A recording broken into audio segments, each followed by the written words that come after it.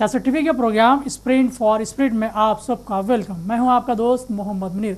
दोस्तों, इस बार हैं क्या खास, देखें आप।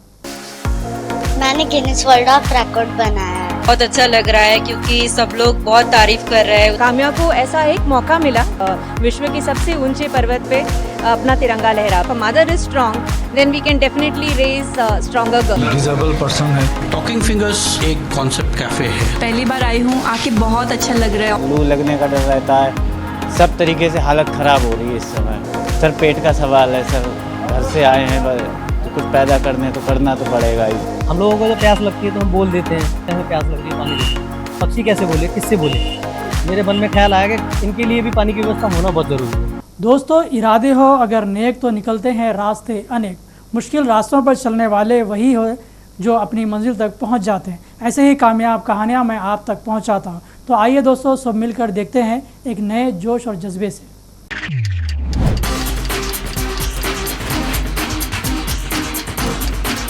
दोस्तों, कहते हैं कि जहां चाह वहां राह। इसकी नई मिसाल है वडोदरा की 9 साल लड़की जयमनी सोनी।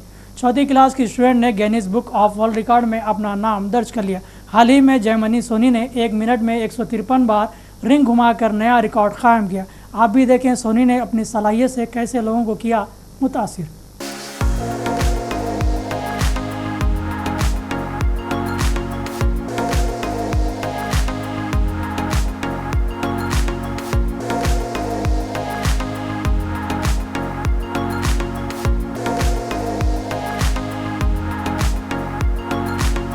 इसके बारे में मुझे तो काफी बहुत अच्छा लग रहा है क्योंकि सब लोग बहुत तारीफ कर रहे हैं। उसके साथ साथ हमें भी कांग्रेचुलेशन कह रहे हैं कि आपने भी उसके लिए इतने सारे एफर्ट्स किए हैं। बहुत अच्छा लग रहा है।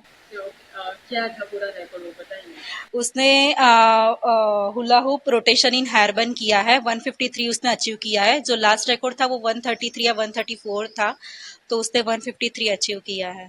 कुछ नहीं, सिंपली जो हमारा हेयरबन होता है उसके अंदर उसने हुप से रोटेट किया है 153 इन 1 मिनट में।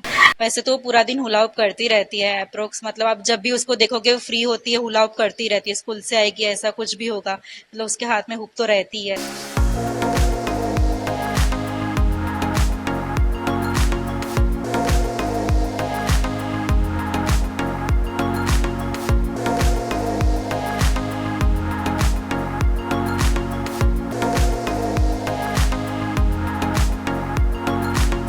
मैंने गिनीज वर्ल्ड ऑफ रिकॉर्ड बनाया है हेयरबन में।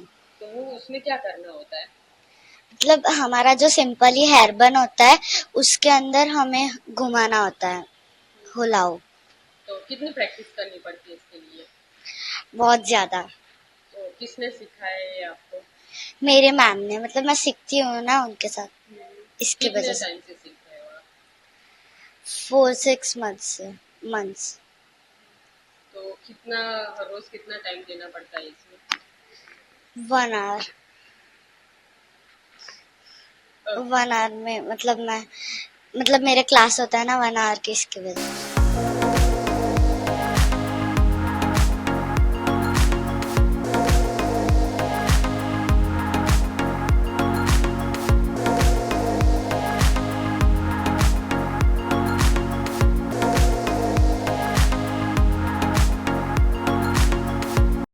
दोस्तों, कहते हैं कि साबित कदमी से बढ़ने वाले अपने मंजिल तक पहुंच ही जाते हैं, चाहे रास्ता कितना ही मुश्किल क्यों ना हो।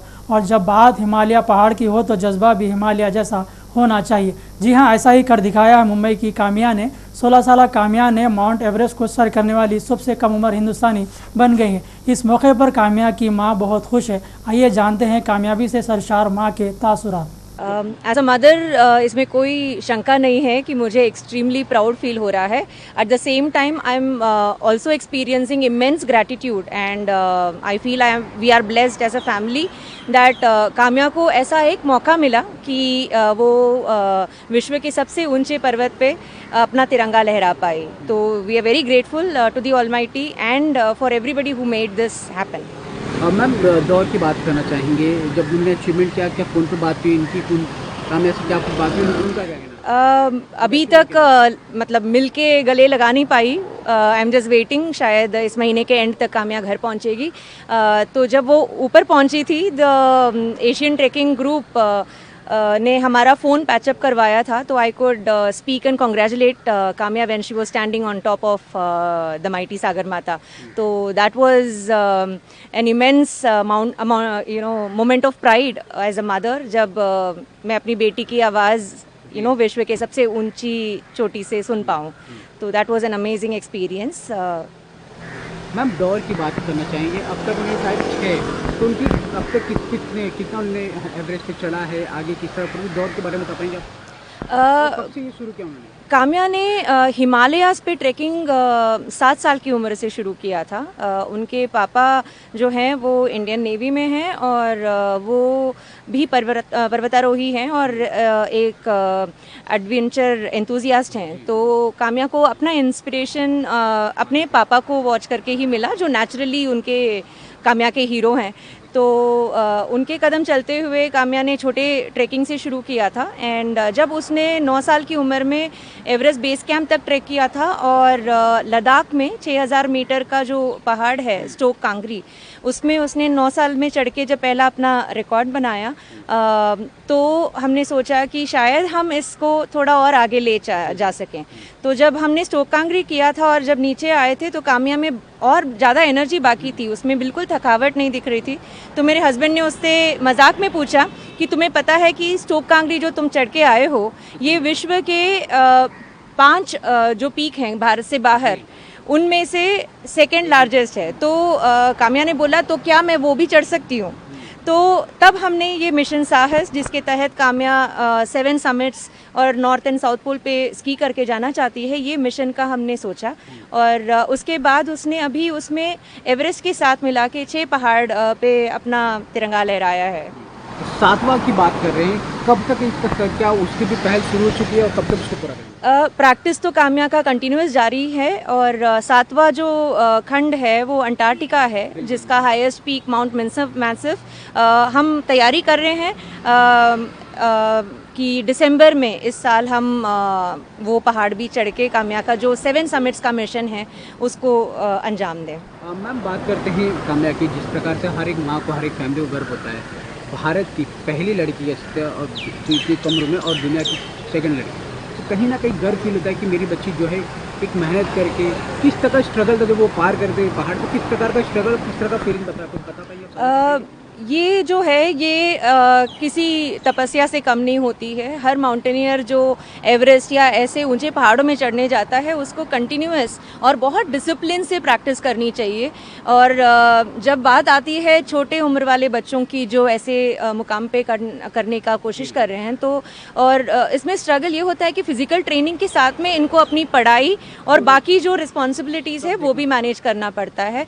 तो उसमें बहुत एक्सट्रीम डिसिप्लिन की बात होती है और फोकस चाहिए होता है कि मतलब जिस आपको मतलब वो उतने डेस्परेशन होना चाहिए कि ये मुझे करना ही है, तभी जाके ये पॉसिबल हो पाता है. तो ये मैं बोलूँगी कि काम्या ने बहुत ही एकदम डिसिप्लिन लाइफ और काफ़ी सारे सैक्रिफाइसेस, बहुत सारी चीज़ें जो उसके उम्र के बच्चे करते हैं वो चीज़ें शायद ये नहीं कर पाई, क्योंकि उसको वो टाइम जो है वो पढ़ाई में या फिर प्रैक्टिस करने में डालना पड़ता है. तो शी हैज़ मेड दो sacrifices.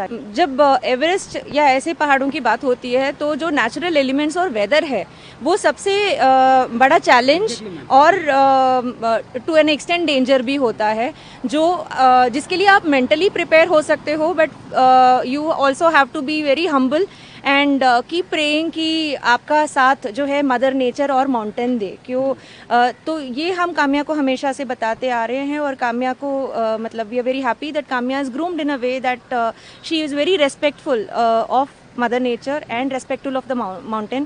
So basically the mountain will have to allow us to be there on top of the peak. So we are at the mercy of the nature, so we should always bow down and be thankful to the mountain. Ma'am जिस प्रकार से काम्या ने इतना बड़ा achievement किया है, उनका गोल क्या है? क्या हालांकि अचीवमेंट यही है कि आगे और कुछ करना गोल है, और तब नेवी में जाना है, क्या कुछ गोल है? अभी तो 16 साल की है, तो काफ़ी कुछ करना चाहती है. अभी पढ़ाई पे जोर है क्योंकि वो 12वीं कक्षा में है. तो मिशन साहस जो है उसका 7 समिट्स वाला चैलेंज अभी हमारे फोकस में है कि 12वीं कक्षा के साथ में हम उसको ख़त्म करें. उसके बाद ऑब्वियसली उसको साउथ पोल और नॉर्थ पोल स्की ट्रैवर्स करके पहुंचने का उसका एम्बिशन है. तो वो भी करेंगे। और पढ़ाई के लिए तो अभी मतलब उसने साइंस ग्रुप लिया है, तो आगे इंजीनियरिंग की तरफ उसका इंटरेस्ट है। कोई भी अचीवमेंट होता है उसको हमें ना एक अचीवमेंट के तौर पे नहीं देखना चाहिए, उसको हमें देखना चाहिए कि ये एक माइलस्टोन है रास्ते का, ताकि हम उससे और आगे कहाँ जा पाएँ उसको मार्क करें और आगे निकलते जाएं। तो अचीवमेंट को कभी भी ये मेरा फाइनल अचीवमेंट है वाला फीलिंग आने नहीं देना चाहिए। तो हमारी पूरी कोशिश है कि हम उसी लेसन के साथ आगे बढ़े। तो Mount Everest is also an achievement, but this is not the ultimate achievement. We will look at where this takes Kamya further. बाकी लोगों को क्या मैसेज देना चाहिए, क्योंकि हमेशा मैंने देखा लड़कियों को हमेशा कहा जाता है कि नहीं कर सकती, लड़की ने इतना बड़ा अचीवमेंट किया, भारत का झंडा लहरा है, क्या पूछना चाहिए उन लोगों को, क्या मैसेज देना चाहिए? मैं more than giving a message to the girl children, I would like to give a message to the mothers of the country that अगर हम strong है, if a mother is strong, then we can definitely raise stronger girls. तो हमें अपने बच्चों के मन में कोई भी शंका, अगर वो कुछ भी करना चाहें, मतलब not necessarily हर कोई पहाड़ चढ़े, बट जो भी अपना बच्चा करना चाहे और बच्चा मेहनत करने को तैयार है, तो हमें पूरा हौसला देना पड़ेगा और हो सके तो हमें उनके साथ पार्टनर करके करना पड़ेगा। अगर हमारा साथ है तो हमारे बच्चे कुछ भी कर सकते हैं। दोस्तों, अब हम आपको एक ऐसी होटल में लिए चलते हैं जहां आपको इशारों में बात करनी होगी। यहां आपको चाय का ऑर्डर भी इशारों की ज़बान में देना होगा। दरअसल इस होटल का स्टाफ बसारत से महरूम है, यानी किसी को कुछ सुनाई नहीं देता है, सब कुछ ऑर्डर इशारों में किया जाता है। आप भी देखें आसाम गुवाहाटी में चाय के शौकीन इस मुनफरिद कैफ़े में कैसे अपने आप को महसूस कर रहे हैं और लोगों से मुतासिर हो रहे हैं।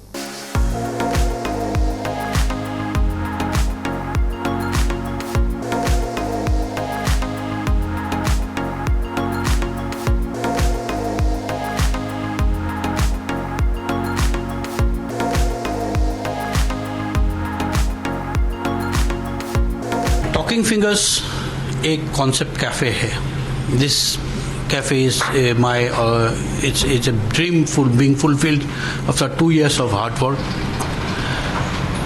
It's like providing and giving an opportunity to the especially abled team members who are hearing impaired.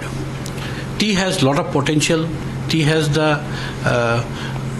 the potential to provide employment. Why not to them? They are equally capable. They are well educated. They are computer literate. They can pick up things first. So I've tried to give them a holding hand and support them. Talking fingers, like where they communicate with guests through sign language.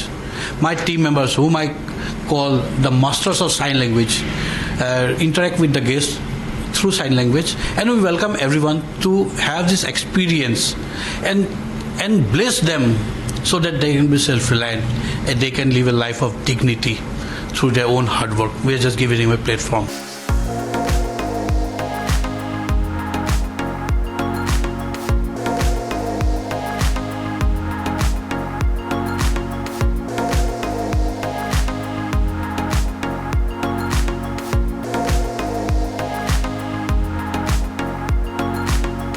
मैंने इस cafe के बारे में Instagram में देखा, जब से देखा तब से मैं यहाँ आना चाह रही थी। आज पहली बार आई हूँ, आके बहुत अच्छा लग रहा है। ऑनेस्टली यहाँ आके एक अलग ही एक्सपीरियंस हो रहा है उन सारे लोगों को देख के, जो इतने ब्यूटीफुल तरीके से सर्व कर रहे हैं, अपना सर्विस प्रोवाइड कर रहे हैं बहुत ही प्लेजेंट वे में। उनको देख के बहुत अच्छा लग रहा है और काफ़ी प्लीजिंग एक्सपीरियंस है यहाँ आके।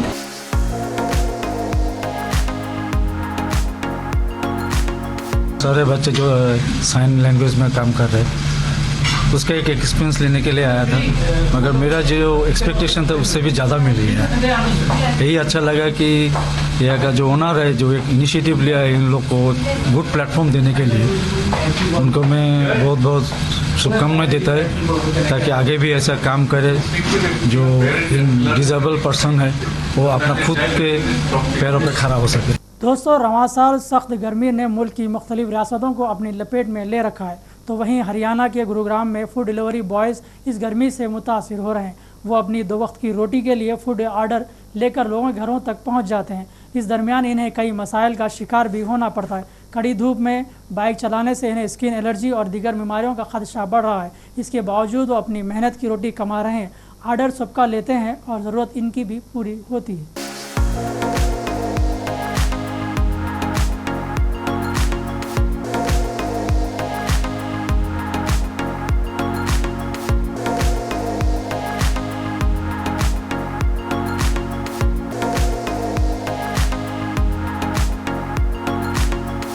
इतनी गर्मी में क्या क्या दिक्कतें आ रही हैं आपको सर? और सर इस गर्मी में इतनी दिक्कतें आ रही, ट्रैफिक जाम, फिर लू लगने का डर रहता है, और फिर पसीना बहुत ज़्यादा, इंजन गर्म हो जाता है गाड़ी का, फिर फ़ोन हीट होते हैं, सब तरीके से हालत ख़राब हो रही है इस समय।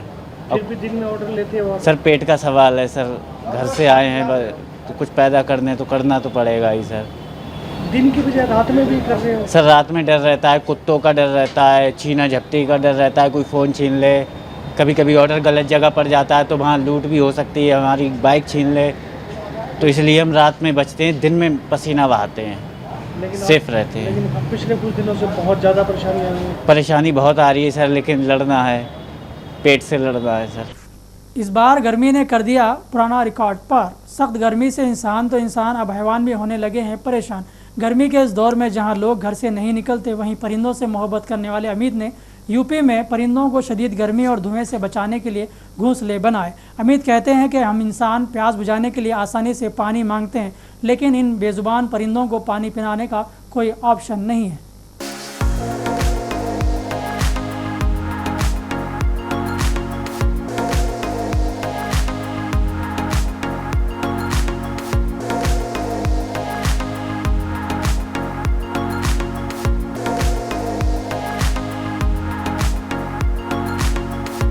हिसाब ये था कि मैं एक दिन बैठा हुआ था, और जब भी मैं ऑफिस से इधर आता हूँ तो पक्षी जो है अलग अलग बैठे रहते हैं, उन्हें पानी नहीं मिल पाता है।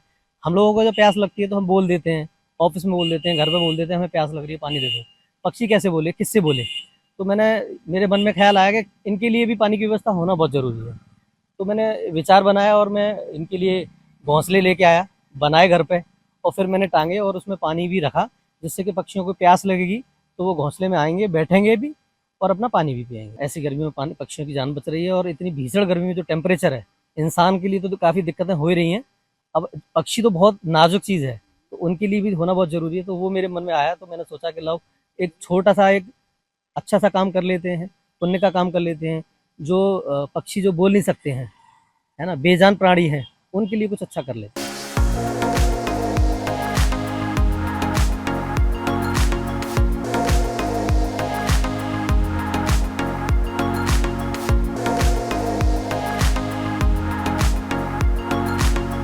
फीडबैक के लिए सियासत TV Facebook, Instagram, x, Telegram, WhatsApp use करें, और आप गूगल प्ले स्टोर से सियासत टीवी ऐप डाउनलोड करें और देखते रहें जब चाहें आप।